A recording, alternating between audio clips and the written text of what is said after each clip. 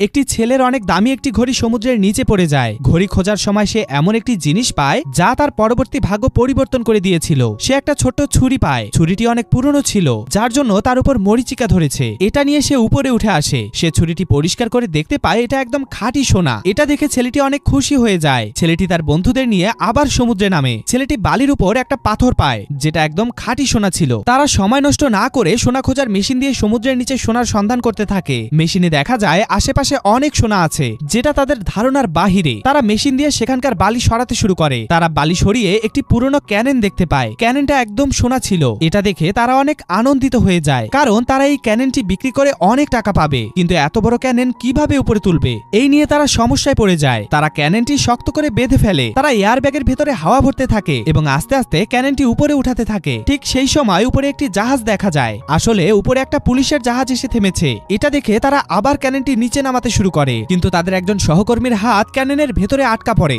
এটা দেখে তারা অনেক ভয় পেয়ে যায়। তারা কোনো মতে ক্যাননের নিচ থেকে তাদের সহকর্মীর হাতটি ছাড়িয়ে আনে। তারা উপরে উঠে দেখতে পায় সেখানে অনেক পুলিশ চলে এসেছে। মূলত পুলিশগুলো হলো তাদের একজন সহকর্মীর বন্ধু, যার জন্য তাদের তেমন একটা ঝামেলায় পড়তে হয় না। তারা পরের দিন পরিকল্পনা করে কিভাবে সেই ক্যাননটি উপরে তোলা যায়। পরের দিন তারা সেই জায়গায় রওনা দেয়। তারা সেই ক্যাননটি নিচ থেকে উপরে তুলে আনে, কিন্তু উপরে তোলার আগেই আবার ক্যাননটি নিচে পড়ে যায়। এবার ক্যাননটি একটি পুরনো জাহাজে পড়ে, যেই জাহাজ ছিল সোনা দিয়ে ভর্তি।